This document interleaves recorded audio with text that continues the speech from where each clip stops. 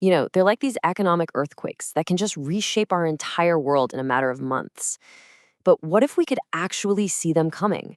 For years, we thought we knew exactly what to look for, but it turns out we might have been following the wrong clues all along. I mean, that's the multi-trillion-dollar question, isn't it? It's what keeps regulators, governments, and, let's be honest, probably a lot of us up at night.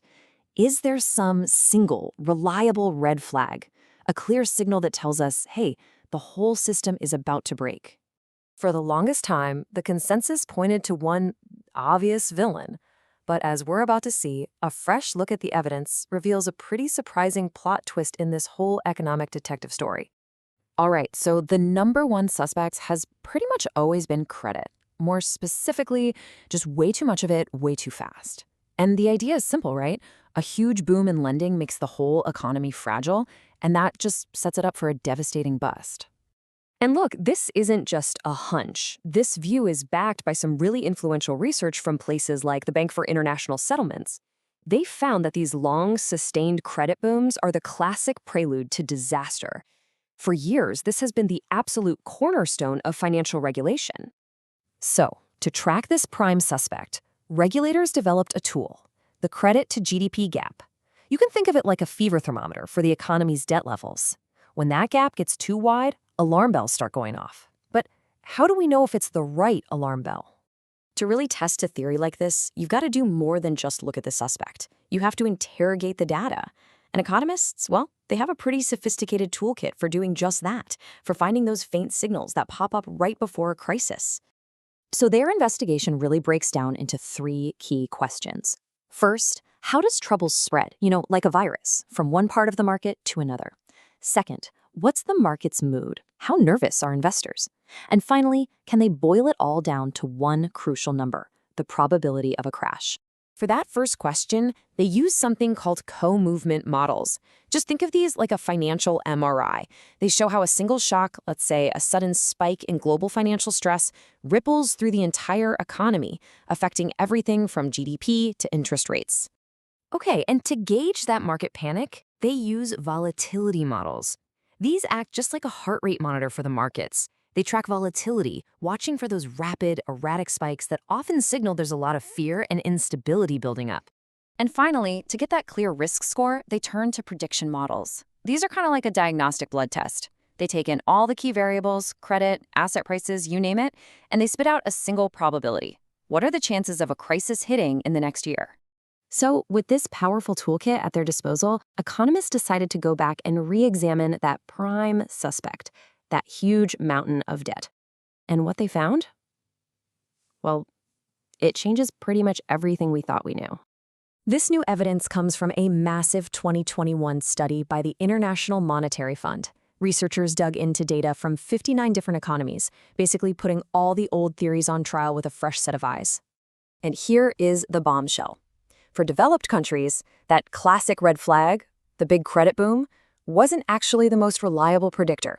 It was a clue, sure, but it definitely wasn't the smoking gun everyone thought it was.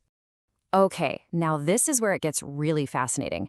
This table shows what's called the signal-to-noise ratio for different indicators.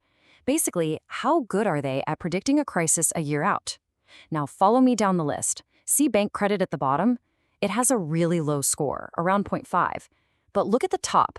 Equity prices and the output gap, which tells us how much the economy is overheating, they score a 1.6. They are more than 3 times as effective at warning us. And these graphs just make it crystal clear. So look at the chart on the left. This shows how stock prices predict a crisis. Notice that even a small deviation from the trend sends the probability of a crisis just skyrocketing. Now look over at the chart on the right. That's bank credit. You need a massive credit boom just to get a modest little bump in the crisis probability. The sensitivity isn't even in the same league. So what's going on here? Well, the logic is that these overheated asset markets, we're talking stocks and real estate, are the real canary in the coal mine. See, a lot of credit is backed by these assets as collateral. So when that asset bubble pops, the value of that collateral just evaporates. And that's what triggers the credit crisis. The credit boom isn't the cause. A lot of the time, it's actually a symptom of the asset bubble. So, if one single clue isn't enough, what if we combine the best ones into a single, super powerful tool? Well, that is exactly what the IMF researchers did. They built this new tool called the Overheating Index. And what's really smart is that it's not a one-size-fits-all solution. For advanced economies, the index focuses on the most sensitive signals, stock prices and economic overheating.